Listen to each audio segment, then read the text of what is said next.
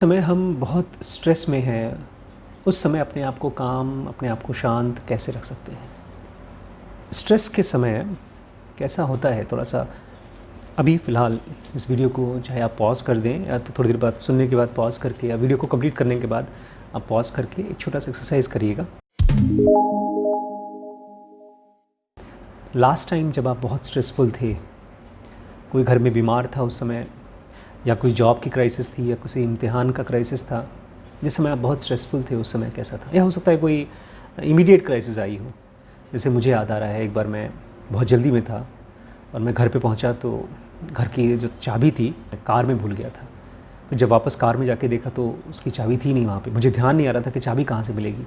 फिर मैं भागा मैंने रिम्पी को फ़ोन किया, फिर रिम्पी भी सोचने लगी कहाँ है, और उस समय हमको ध्यान नहीं आया कि हमारी चाबी एक दूसरी चाबी हमने स्पेयर चाबी एक दूसरे ड्राइवर के, हमारे घर के पास एक ड्राइवर रहता है उसको हम देते हैं, तो हम जाकर उससे ले सकते थे। लेकिन ये सब चीज़ें ध्यान ही नहीं आई। क्यों?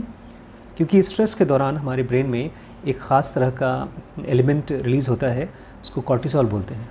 कॉर्टिसोल बहुत ही स्ट्रॉन्ग एलिमेंट होता है। वो जब बहुत ज़्यादा क्राइसिस होती है उस समय रिलीज़ होता है। जैसे मान लीजिए अगर आप जंगल में रहते हैं और शेर अटैक करने वाला है, तो उस समय आपके ब्रेन में वो स्ट्रेस हार्मोन बोला जाता है और वो आपको बचाने के लिए फ़्लाइट या फ़ाइट मोड के लिए रिलीज़ होता है। लेकिन जिस समय आपकी कार की चाबी खो गई है या एग्ज़ाम का टेंशन है या कोई जॉब की टेंशन है या घर में कोई बीमार है, तो ये फ़्लाइट और फाइट की मोड नहीं है। ये ऐसा नहीं है कि अगर आपकी चाबी नहीं मिली तो आपकी डेथ हो जाएगी या कोई आपको शिकार कर लेगा, खा जाएगा शेर। ये वो relatively different kind of stress है, लेकिन हमारा माइंड इसको पहचान नहीं पाता है। केमिकल्स वही रिलीज़ होता है, चाहे आप शेर के सामने खड़े हों, चाहे आप चाबी भूल जाएँ आपकी गाड़ी के। या तो जब आप इस चीज़ को पहचानना शुरू कर दें तो कुछ चीज़ें हैं जो आप कर सकते हैं। इसको प्री मॉर्टम बोला जाता है। एक तो होता है पोस्ट मॉर्टम, कि किसी भी दुर्घटना के बाद आप इवैल्यूएट करने की कोशिश करते हैं कि क्या ख़राब हुआ, क्या गलत हुआ। लेकिन स्ट्रेस को मैनेज करने के लिए आप जो घटनाएं आप पहले से अज्यूम कर सकते हैं कि ये होने वाली हैं दुर्घटनाएं, उसके लिए आप कुछ कर सकते हैं। जैसे छोटी छोटी चीज़ें हैं, बहुत सिंपल सी चीज़ें हैं, जो चीज़ें आपको रोज़मर्रा की लाइफ में डेली यूज़ करना होता है, जैसे चाबियाँ हैं, पासपोर्ट हैं या आपके कागज़ हैं या कोई भी चीज़ है, उनकी एक फ़िक्स्ड जगह बनाइए। तो जब आप रोज़ उन चीज़ों को वहीं से उठाएंगे तो आपके ब्रेन में एक ऑर्गन है जिसको हिप्पोकैम्पस बोला जाता है। हिप्पोकैम्पस बेसिकली स्पेशल मेमोरी का ऑर्गन है। जो भी चीज़ें आप चलते फिरते हैं, जहाँ कहीं पर भी चीज़ों को रखते हैं, उन सब का एक मैप बनता है हमारे ब्रेन में। और जिस समय आप स्ट्रेस्ड होते हैं, अगर वो मैप नहीं बना हुआ है तो आप चीज़ों को पा ही नहीं सकेंगे, आप डिस्टर्ब हो जाएंगे, आप खो जाएंगे, आप परेशान होंगे। तो वो जब परेशानी में और ज़्यादा स्ट्रेस बढ़ेगा। तो एक चीज़ तो ये कर सकते हैं कि आप अपने घर में चीज़ों की, जो चीज़ें फ़िक्स्ड हो सकती हैं उनकी जगह फ़िक्स करिए। दूसरी चीज़ ये कर सकते हैं, आप पहले से अंदाज़ा लगाना शुरू करिए कि कौन कौन सी चीज़ें आपकी लाइफ में ख़राब हो सकती हैं। एग्ज़ाम्पल के तौर पे मेडिकल की कंडीशन है जो सबसे ज़्यादा स्ट्रेसफुल किसी भी इंसान के लिए होती है, चाहे आपकी खुद की हो, चाहे आपकी फैमिली की हो।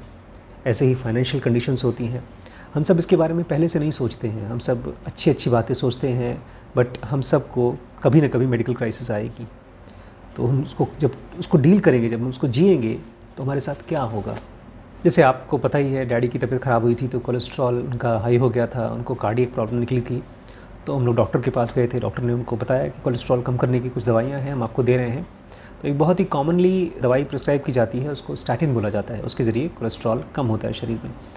लेकिन एक बड़ी ख़ास चीज़ है जो मैं चाहता हूँ आप अभी समझें, बिकॉज़ जितना आपको स्ट्रेस होगा उतना ही आप डिसीजंस लेने की कैपेसिटी कम हो जाएगी, आपकी सही डिसीजन लेने की, रैशनल डिसीजन लेने की। तो मेडिकल में ख़ास तौर से जब दवाइयों की खोज होती है तो एक बहुत स्पेसिफिक टर्म है जिसको बोलते हैं NNT, numbers needed to treat. ये क्या होता है? बहुत ही ख़ास चीज़ है, इसको मैं चाहता हूँ आप इसको समझिए। ये होता है कि अगर किसी बीमारी में कोई दवाई दी जा रही है तो कितना % लोगों के साथ वो काम करेगी, इसका एक रेशियो होता है। जैसे स्टैटिन के लिए, कोलेस्ट्रॉल कम करने की जो दवाई है, उसमें 1/300 जब 300 लोगों को दिया जाएगा तो उसमें से एक आदमी का कोलेस्ट्रॉल कम होने का पॉसिबिलिटी पाई जाती है। ये फार्मास्यूटिकल कंपनीज़ नहीं बताती हैं, दवाई की कंपनीज़ नहीं बताती हैं, हमको पता भी नहीं चलता, डॉक्टर प्रिस्क्राइब करता है, हम ले लेते हैं। लेकिन वहीं पर कोई भी दवाई जब आप लेते हैं, फॉर एग्जांपल स्टैटिन जब लेते हैं, तो उसकी बहुत सी साइड इफ़ेक्ट्स होती हैं और वो भी साइड इफ़ेक्ट्स का भी एक परसेंटेज खोज करके निकाला गया होता है। ये सब चीज़ें जब बताते हैं तभी FDA अप्रूवल मिलती है किसी भी दवाई का, तो वो 5% है। तो अब एक पहले से प्री मॉर्टम आप एनालिसिस करिए कि सोचिए, देखिए 300 में से एक आदमी को फ़ायदा होने वाला है और हर 100 पे 15 लोगों को साइड इफ़ेक्ट होने वाला है। तो 300 पे 15 लोगों को साइड इफ़ेक्ट होगा और एक आदमी को फ़ायदा मिलेगा। तो ये कंडीशन आपको पता होनी चाहिए। दवाई लेनी है नहीं लेनी है ये हमारी अपनी खुद की फ्रीडम है, बट जब हम पहले से एक रैशनल थिंकिंग प्रोसेस रखेंगे, जब हम किसी चीज़ को जानते हैं, जैसे मैंने आपको बताया ना, आपने सामान कहीं रखा है तो फटाफट जा कर के उठा सकते हैं आप। ऐसे ही जब आपको पहले से पता है कि किसी पर्टिकुलर दवाई का ये रिज़ल्ट होता है, ये साइड इफ़ेक्ट होता है, तब आपके डिसीजंस ज़्यादा रैशनल होंगे, आप डिस्टर्ब नहीं होंगे। एक और एग्जांपल के तौर पे, जैसे प्रोस्टेट कैंसर है, प्रोस्टेट कैंसर में जो ऑपरेशंस होते हैं उसका NNT कितना है, नंबर्स नीडेड टू ट्रीट कितना है पता है आपको? 1/49। हर 49 बंदे में से एक आदमी प्रोस्टेट का इलाज हो जाता है, उसका ठीक हो जाता है बिकॉज ऑफ दिस ऑपरेशन। और वहीं पर साइड इफ़ेक्ट पता है कितना है? 50% चांस है कि आपको साइड इफ़ेक्ट होगा। ढेर सारे हो सकते हैं, फीकल इनकॉन्टिनेंस हो सकता है, यूरिन की दिक्कत हो सकती है, कंस्ट्रक्शन हो सकता है, जो भी यूरिन से रिलेटेड चीज़ें होती हैं, बाउल से रिलेटेड चीज़ें होती हैं, वो हो सकती हैं। तो अब 50% साइड इफ़ेक्ट चांसेस हैं और 2% मतलब 49 में से 1% को प्रोस्टेट कैंसर का फ़ायदा होगा। ये चीज़ें जानने से आप अपने आप को एक प्रिवेंटिव मेथड पे पुश कर सकते हैं, गाइड कर सकते हैं, गोड कर सकते हैं। नहीं तो पता है क्या होता है, हम लोग को लगता है कि जब प्रॉब्लम आएगी तब हम देख लेंगे, और वहीं पर क्राइसिस का मोड आपके ऊपर हावी हो जाता है। कहा जाता है मेडिकल में कि prevention is better than cure, लेकिन हम किन बीमारियों से प्रिवेंट कर सकते हैं? जो बीमारियां हमको हुई नहीं हैं उसके बारे में हम कभी सोचते ही नहीं हैं, बट बहुत सी चीज़ें हैं जो हमको बीमार कर सकती हैं और स्ट्रेसफुल कर सकती हैं। एग्जाम्पल के तौर पे, आप अपनी वाइफ से बात कर रहे हैं और बात करते करते करते वो मुद्दा जो आपकी दोनों की बातचीत थी वो आर्गुमेंट बन गया, आर्गुमेंट फाइट बन गया। बहुत बार होता है ये, ऑलमोस्ट हर घर में हर रोज़ होता है।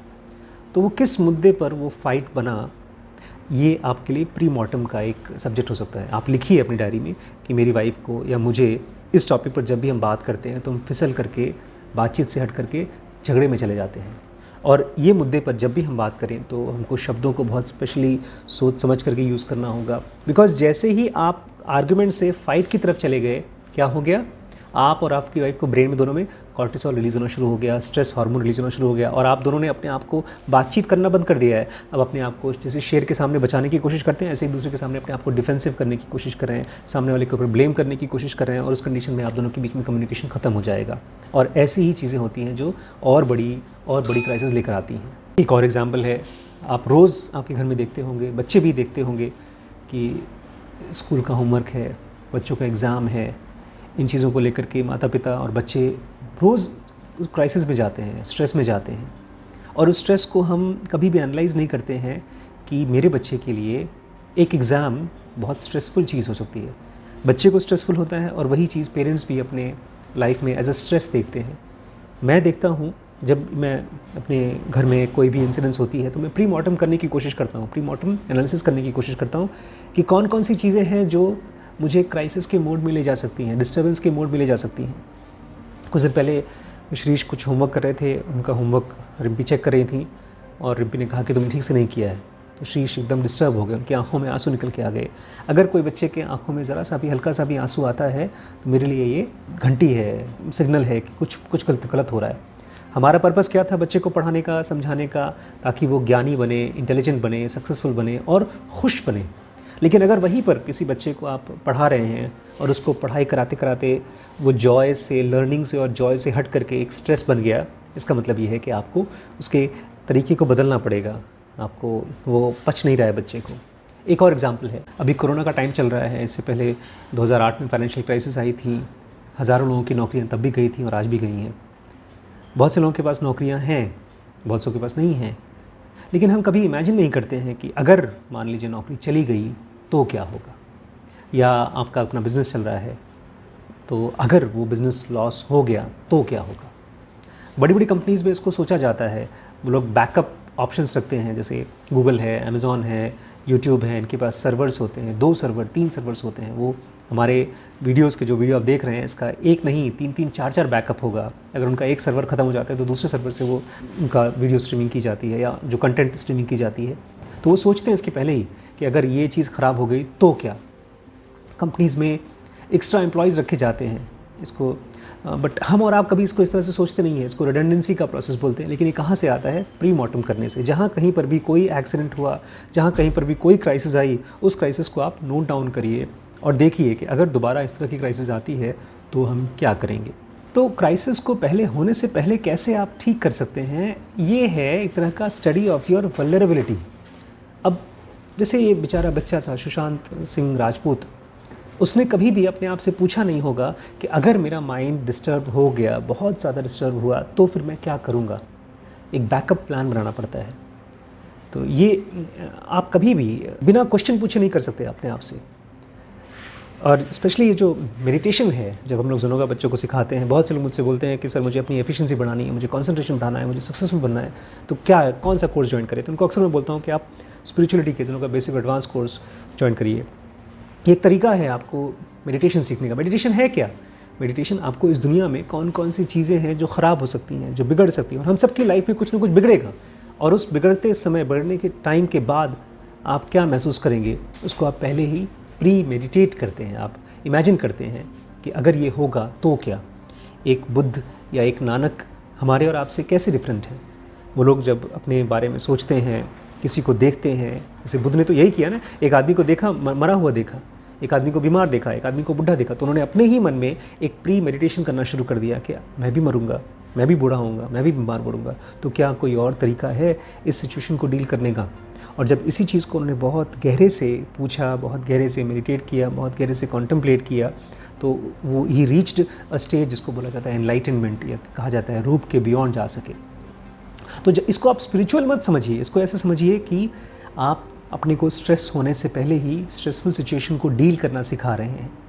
जब तक आप इस सब्जेक्ट को बहुत सीरियसली नहीं रखेंगे, आपको अपनी एक नोटबुक बनानी होगी और उसमें नोट करना पड़ेगा अलग अलग एस्पेक्ट्स, चाहे हेल्थ की है, चाहे फाइनेंशियल्स की हैं, चाहे रिलेशनशिप की हैं, चाहे फैमिली की हैं।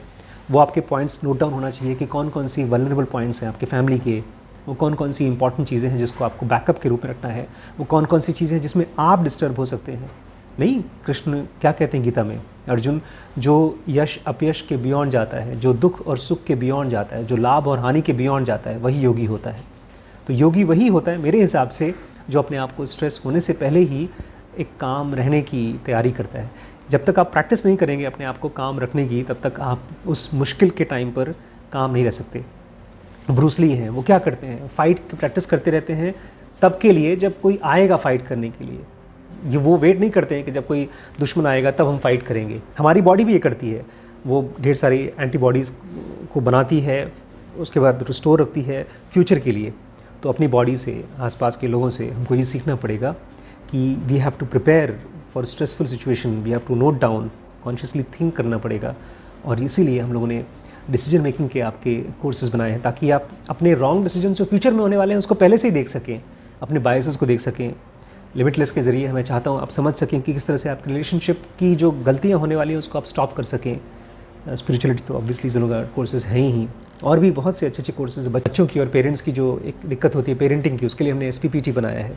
ब्रह्मचर्य के लिए हमने SPMT क्रिएट किया है, और ढेर सारे कोर्सेज़ हैं। बिज़नेस के लिए WBX है, आप ज्वाइन करके आप सीख सकते हैं। इस वीडियो में आपको क्या चीज़ सबसे इम्पॉर्टेंट लगी मुझे कमेंट करके बताइएगा, और अपने दोस्तों से शेयर ज़रूर करिएगा। सब्सक्राइब किए बिना मत जाइए, बेल बटन दबा के ही सब्सक्राइब होता है कंप्लीट। ठीक है, आज के लिए इतना ही। नमस्कार।